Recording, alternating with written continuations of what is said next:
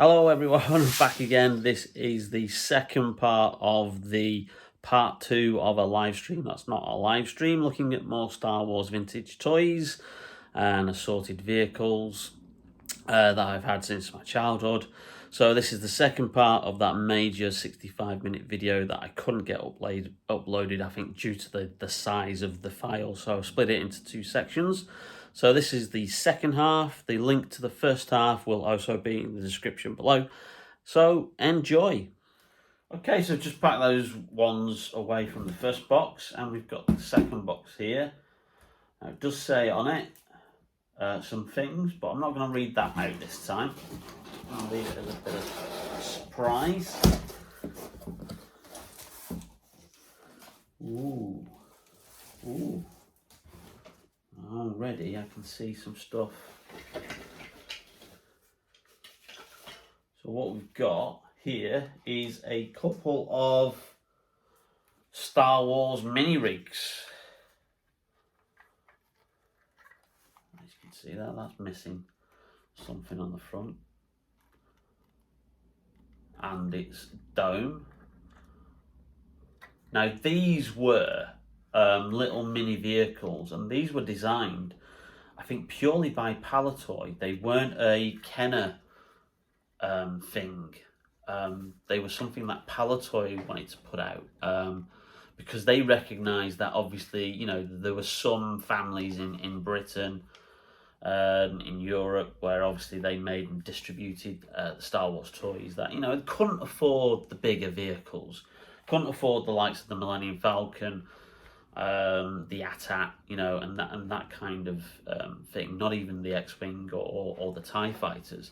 So they created this line called mini rigs, and these were essentially retailed for around about £5 or £6, whereas like obviously the other ones retailed for, you know, around about £20 to £30, which again, if you think about it, going back to you know, the time it was, late 70s, early 80s, that was an awful lot of money for parents, you know, to fork out, you know. So these were incredibly successful. So I'm not actually sure what one was, but I know this one was like a bounty hunter capture vehicle, and I think if I remember rightly, if you move that, yeah, that comes out like that for you to capture your bounty and then obviously fly off and take it to the Empire or whatever, because I think they had Bosk or IG-88 on the packaging with that one. So some mini rigs there. Oh, and we've also got a, now I don't think these were classed as mini rigs, but they again were something that was in the lower price point. Now this is something you'll remember from The Empire Strikes Back. It's one of the Rebel weapons that you saw on Hoth that were fired during the AT-AT snow battle by the ground troopers. And this had a really cool play function, because if you press this little button on the back, it blew up. How cool is that?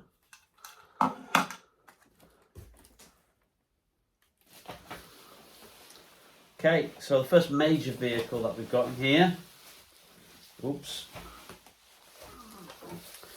is the Cloud City Cloud Car, which isn't the most exciting of vehicles. And I have one of the things. I don't know where the other one's gone.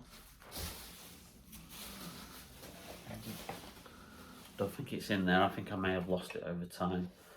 So the Cloud City Cloud Car, which effectively really didn't do much. You could have two figures in it, and you could literally just yeah, no electronics, no other features on it, but you know, it was a nice little thing to have, and accurate to how it appeared in the film. So there you go, there's the Cloud City Cloud car. And obviously because you had one of those, you had to have two of the pilots. So Kenner, Palitoy were very, very clever in that regard, you know, so they had to buy two of the figures. Just like you had to buy more than one Stormtrooper. You couldn't just have one Stormtrooper, you had to have several, because you had to have an army to then fight against your heroes and the rebels.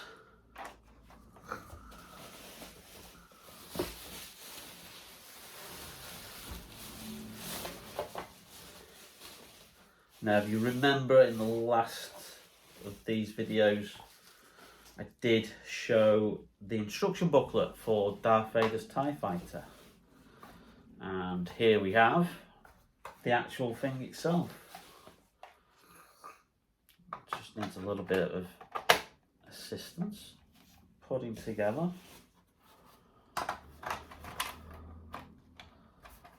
Oh, oh.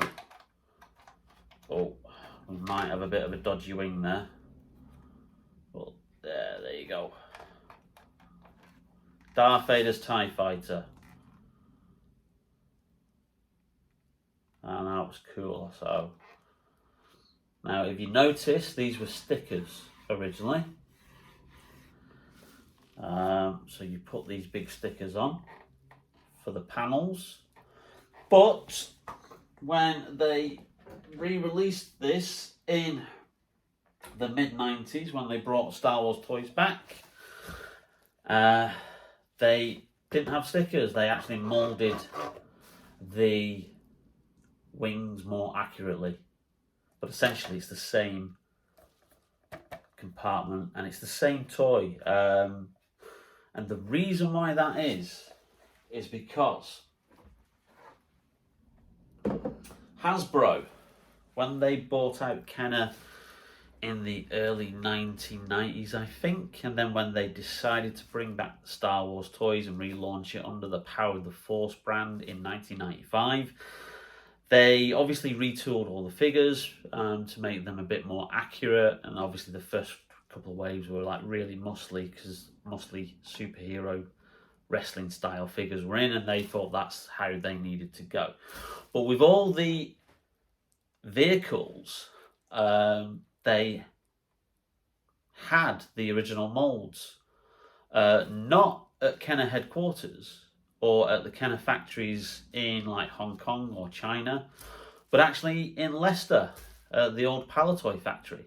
So the only reason why you got new figures and new vehicles for the relaunched range in 1995 was purely down to the fact that Palitoy had actually kept the molds for the vehicles, whereas Kenner had actually thrown them out because they thought, we don't need them anymore. Star Wars isn't a thing, it'll never come back.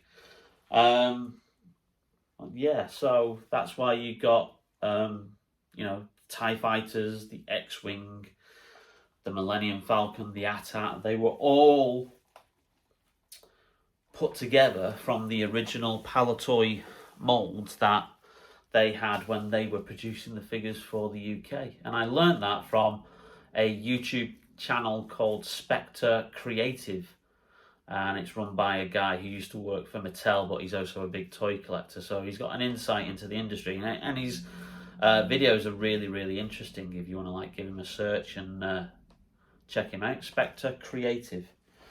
But leading into that, because obviously if you've noticed, I've been collecting some of the 1995 vehicles because they're the cheaper option. Because if you try and find the stuff from the late 70s and the 80s, finding it in a good condition, it's very, very expensive, and obviously, you know, your wallet stretches only so far. So you know, I picked up this TIE Fighter, which is made from the original molds from the 80s, and like I said, the only thing that's different is that they did more accurate solar panels on the wings, and same with the A-Wing. The A-Wing is probably one of the most difficult vehicles to get because it was the last vehicle that was ever released in the original Kenner line in 1985, and this is the exact same figure. It's just got a bit of a better paint job, sorry, it's the exact same vehicle, it's just got a better paint job. But if you were to get the 1985 version, you're looking at forking out for about 100 to 200 quid, whereas like I picked up this for I think just over £10, you know, and it's exactly the same. So it's a cheaper option of filling in those gaps of your collection. Now, obviously, the figure is different because the figure is a little bit more accurate to, you know, a bit more lifelike than what the original figures were. So, but it's all exactly the same, and the same with the land speeder as well, which obviously I got with the TIE Fighter. And all they did is they changed the paint job on it, and they just gave a bit better, changed one of the engines and moulded it a little bit better. But beyond that, it's exactly the same because it's made from the original Palitoy moulds. So a little tip for you if you're trying to fill in gaps from your Star Wars collection. So that's Darth Vader's TIE Fighter there. What have we got next?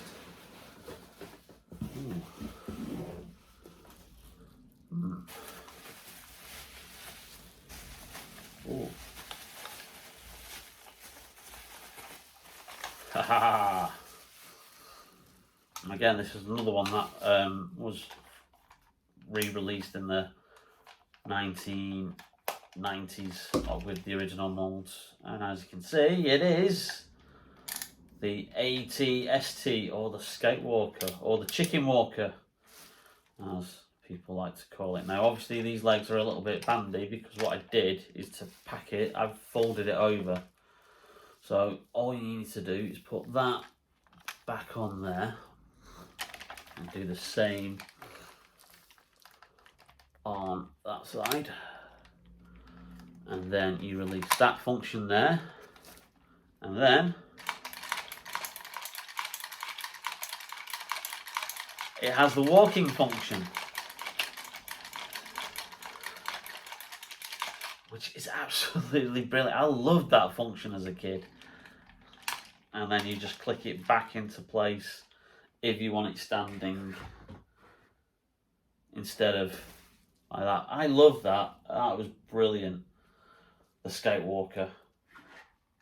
Obviously, that's the mini version of the AT-AT, but for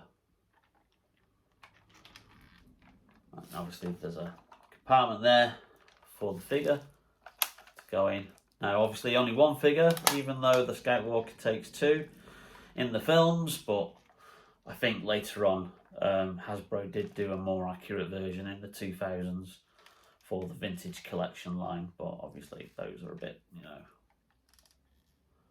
that's a whole different rabbit hole to go down for that collection.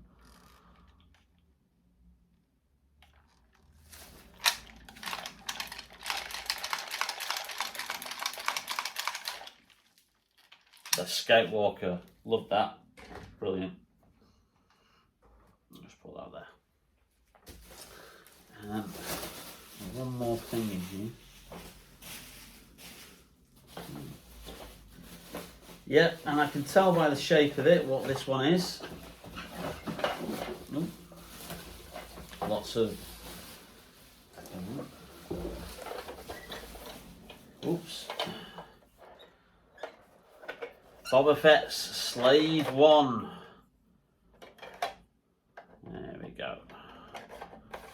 With the ramp, just fix the ramp back on. And then the thing comes off.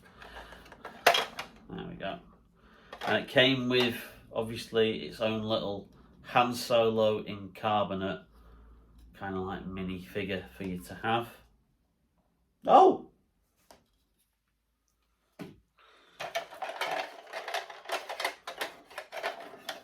I've got two of them. Ah, okay. I wonder how that happened. Oh. Two Han Solos. Or two bounties in carbonate. Who just look like Han Solo. Oh. Boba Fett's obviously been busy. So there's the compartment that goes on there and then fixes on. And then obviously you had two flying modes. You've got the guns at the back. And obviously it sits like that. And then when you take it off, you've got a handle underneath where obviously the engines are. Because obviously when it took off, it used to fly like that through space, as we've all seen in The Empire Strikes Back and Attack of the Clones, and then also The Mandalorian, because Boba Fett's back around the galaxy flying in Slave One. But this is the original version. Some of the stickers are a bit worn, a bit grotty, but yeah, just look at that. That's really cool. And obviously if you take the panel off there, you've got this function here where if you move that down, you've then got the bit for you to put the figure in. So then obviously what you do is you then raise that back up, and then that puts the figure into the cockpit there. So Boba Fett can then fly around. I used to love this vehicle as a kid.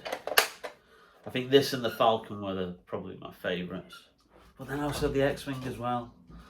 Oh, I loved them all. I loved them all. I loved the Star Wars range, which is probably why I've kept them. You know. There's Slave One. Amazing. Okay, so that's the contents of the second box. And now we've just got one more box to have a look at. So what I'll do, I'll put these all wrapped back up again. And then, there's the magic of editing, we'll move on to the third box. We're back again. I put all the other ones away in that box. And then I've got this, which is full of other stuff. Now I can see some stuff on the top straight away that isn't Star Wars related. Ladies and gentlemen, because we have Doctor Who jigsaws. The amazing world of Doctor Who. Look at that. K9 and assorted robots.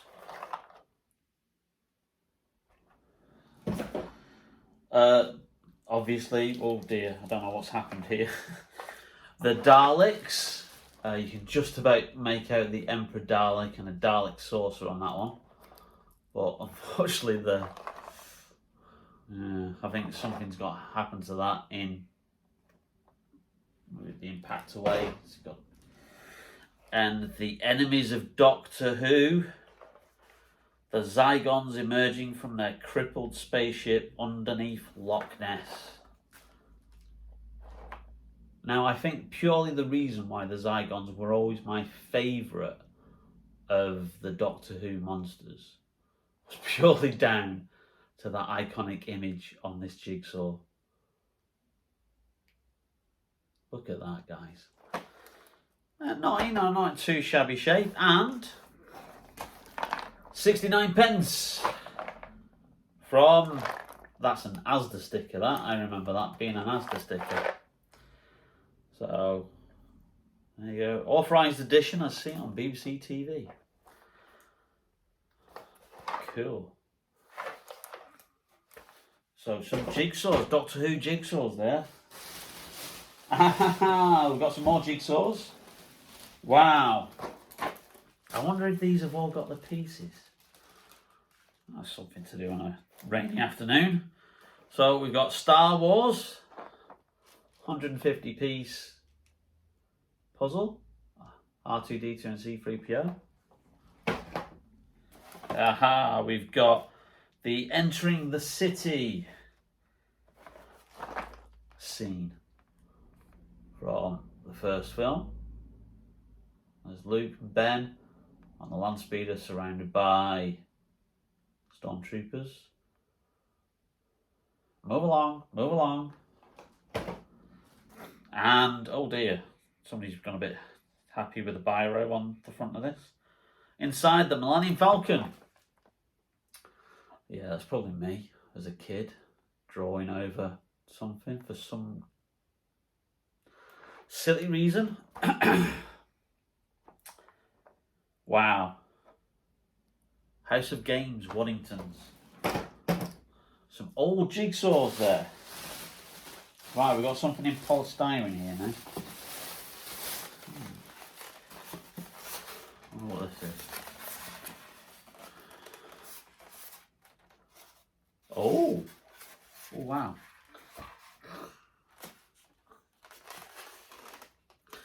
I believe this is the remote control R2-D2. I'll be very, very surprised if this still worked. And I've still got the remote control. I remember, just a little story for you here before we get into that. But back in the day when lightsaber toys weren't the best, I used to use this without batteries as a lightsaber hilt. And as you can imagine, for a kid and hands, that's kind of like, so I used to pretend that that was my lightsaber hilt, and then I go and then I'd replace it with the actual lightsaber toy. Yeah, that takes a 9-volt battery, which I don't think we've got any spare.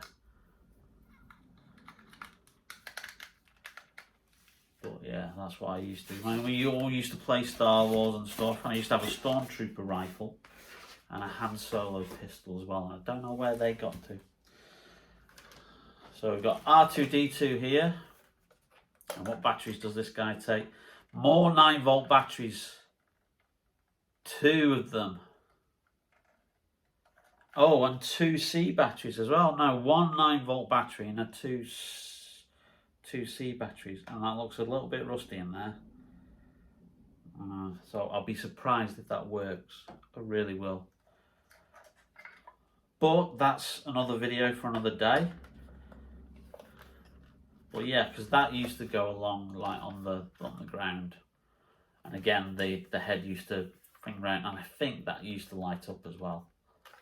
So that was the remote control R2-D2, which is about in scale with the 12-inch line. So sometimes I'd have that one going around, sometimes I'd use the other one if I was playing with the bigger figures. Put that back in there. It's a shame it's not got the cardboard outer package with it, but never mind. Oh, we've just got one more thing down here.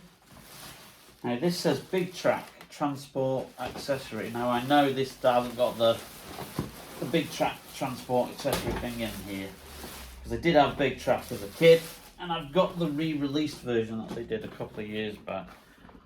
But yeah, that's the transport that you used to put on the back of it. If you're unfamiliar, Big Track was a like a programmable tank.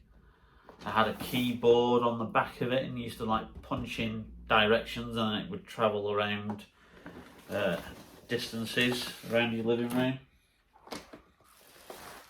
So I think I've just used this box for Star Wars stuff, and yeah, we're right. So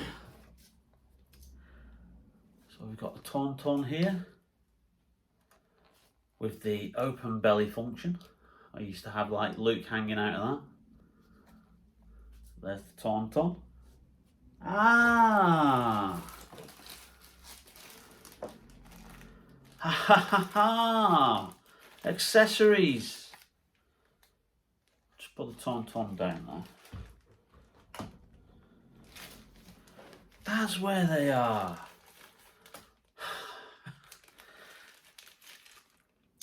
So here you go. X-Wing guns. Now I thought, obviously if you've seen the previous video, I thought I didn't have them, they were lost. So what did Bozo do here? He went and ordered some 3D printed ones off eBay. And they look good, you know, and I'm in the process of trying to clean this up. As you see, some of the marker pens come off in places, but that's a work in progress. I'm doing a little bit of that every week or so to then make a full video. But yeah, so 3D printed guns for the X-Wing, and I've got them here all along. Now the ATAT guns as well that light up. Now, I was just about to buy some 3D printed versions of those because I thought I didn't have them when I opened the ATAT a fair few weeks ago when we did the video. So I'm glad I found that now. And look what else I've just found. It's Luke Skywalker's lightsaber for the 12-inch figure. So I've not lost that either. Don't know where his belt is or his shoes. But it's nice to know. We've got those. Good, good. What else we got in here? Oh, we got a Wampa, who looks like he's been on the cigarettes a bit. He's looking a bit yellow. I might stick in, restore him, and do a video taking away that yellowness, because his legs are a different colour than his arms and body. Well, there's the Wampa for you. Put him next to your favourite person, the Tauntaun, because you guys get along so well. Hey, we have a speeder bike. Used to love the speeder bikes. Now again, that's another version. I've got a Power of the Force version. That's up on one of the displays up there. Which again uses the exact same moulds, because that's Palitoy did not throw them out, thankfully. I bet Hasbro breathed a sigh of relief. Otherwise, it would have cost them an absolute fortune to retool absolutely everything. And again, that's got a watch. You press that, it's got a destruct function. So you're doing the chase, the bikers chase from Return of the Jedi, and it then explodes. So that was a cool function that it had. What else we got in here? Ah, we have another mini rig. Now I think that's a Imperial one that had a snowtrooper. They used to put a snowtrooper in it, and it's got the function where you can have the wheels down like that. But again, that's yellowed and aged in time. So that's another mini rig there for you. Quite a lot in here. Oh, we've got another Tauntaun, a wild Tauntaun, because he doesn't seem to have the saddle or anything. I don't remember having two of those. Ew. That one looks like it could do with a bit of a clean. That has really dirtied over time. Oh dear. And yellowed. Oh, there's the thing where you put the figure in there. Obviously gives the illusion with their legs on the saddle that, you know, they're riding it. And as I said, that's the open belly function that it had on the underside. I didn't know I had two Tauntauns. Mind you, I didn't know that I had two hands in carbonite from Slave One. Oh, here we go. Jabba's Palace with Jabba the Hutt. Oh, and Salacious Beacron. There he is. Now, some people class him as one of the 96 figures, which is why you talk to people about how many figures were released in the original Star Wars line, and people say, oh, well, actually it's 107, because some people count Jabba as a figure. Some people count the Max Rebo band as a set of figures because they came in a free pack. But officially, it is, the card backs say 92, but if you include the variations of R2-D2 and C-3PO, it is actually 96. It's got the little thing that goes on there, and then Jabba sits on there, and then Salacious Beacron would then sit on there. Straight into the Rancor pit. There you go, that's a cool little playset diorama. I don't think it came with anything else really. I think that was it. Always puzzled me the fact that you've got the pit that Jabba's sat on when actually it isn't, because if you flip that, if you move those, it flips open, and then you can see the pit in there. But that doesn't really work as a toy. But I can see what they were kind of like getting at. There's Jabba. Really good sculpt that actually for a 1983. Very, very movie accurate. Wow. And we've got some boxed Star Wars goodies here. Some more mini rigs. The ISP-6, which is the Imperial Shuttle Pod, which is the closest thing I got to ever owning the Imperial Shuttle.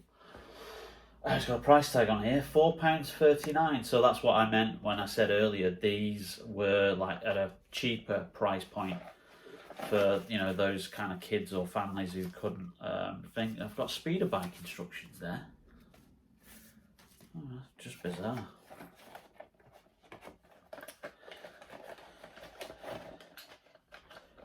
There we go.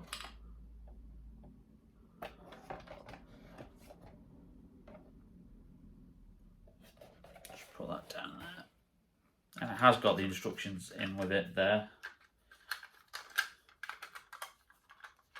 And the other gun should be on the turret.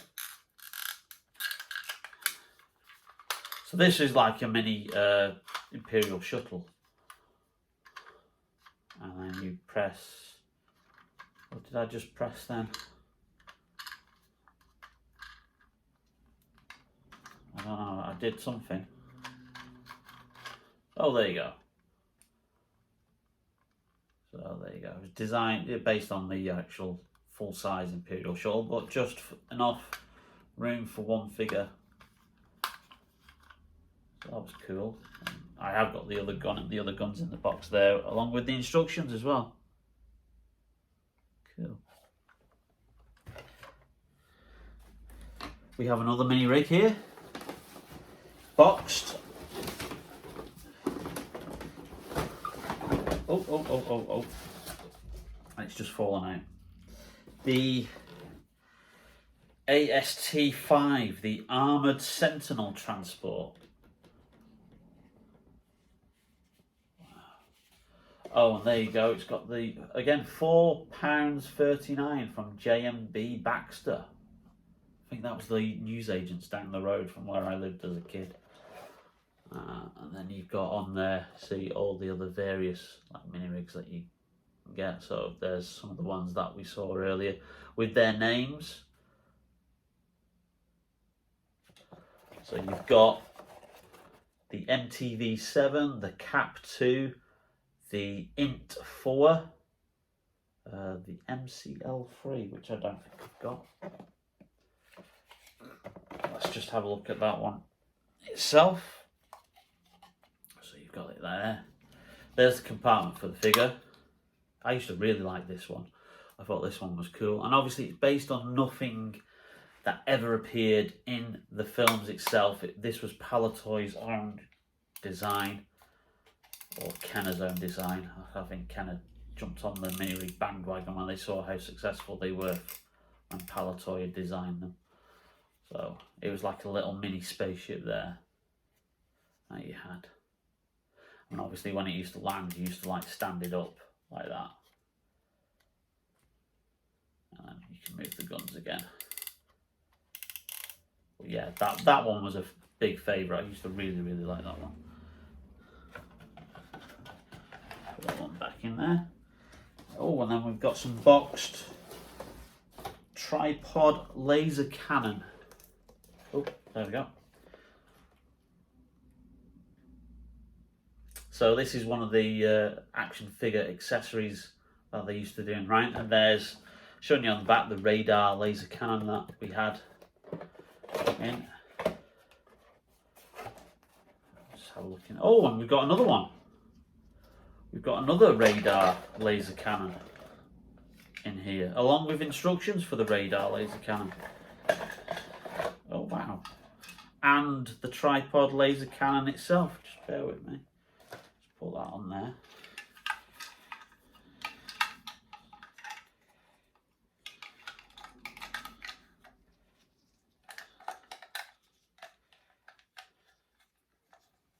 There you go. So I've got two of those then. Two of those. And the tripod laser cannon. Missing one of its legs. Oh no, it isn't. Down there.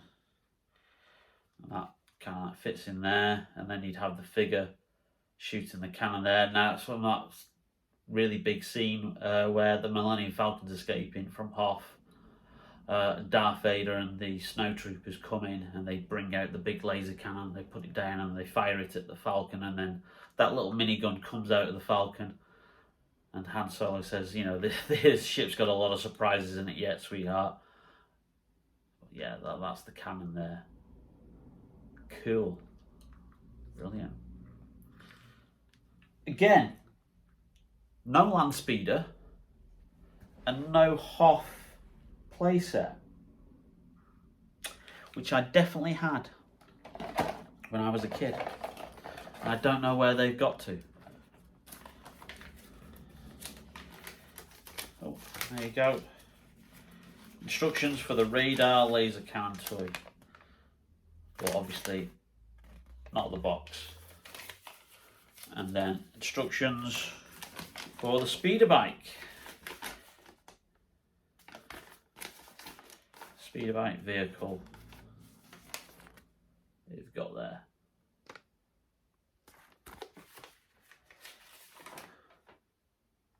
Showing you what it does. Now again, with all the little booklets and stuff that you used to get, I really used to like looking at the instruction booklet. It's weird, isn't it? Because as you grow older, you take absolute no notice of instructions. But when a kid, you used to pour through those details. And that's it. That's everything that we've got. So there we go. That's all the ones I can find at the moment anyway. My old vintage Star Wars toys. And Doctor Who jigsaws. As well as some other stuff. Amigo Spider-Man. And a ROM Space Knight. And a Jaws game as well. So I hope you really enjoyed going down memory lane with me here. And I aim to probably do another couple of videos focusing more on some of the vintage toys. Gonna do one more on the figures, I think, and obviously show you some of the excellent work that fans such as Stan Solo are doing with their vintage customs, as well as we've got the restoration of the X-Wing that's ongoing. And hopefully I can get that restored properly and show you a video on that. But if in the meantime, hope you really liked this video, and if you did, leave us a like, helps out the channel. We're close to 200 subscribers now, so I can't say thank you enough. Never thought I'd ever get as high as 200. Really am chuffed to bits with that. And if you haven't subscribed and you're watching this, then please hit that subscribe button. And then also hit that notification bell for whenever we upload a new video. And coming up, we've got some more Star Wars Black Series. We've got some Marvel Legends. We've got some Masters of the Universe originals. A toy line that I never had as a kid, but I used to look at with envy because it kind of like debuted in 1982. And just as that transition phase as you get to move out the toys, and I really wanted stuff like Castle Grayskull, but I've got a couple of those figures that they've re-released to do a review on, as well as some other fun stuff. So stay with us, subscribe if you haven't already subscribed, like, all that stuff. And in the meantime, thank you so much for watching, and I will see you soon on Bearded Geek Toy Reviews. Take care. See you later.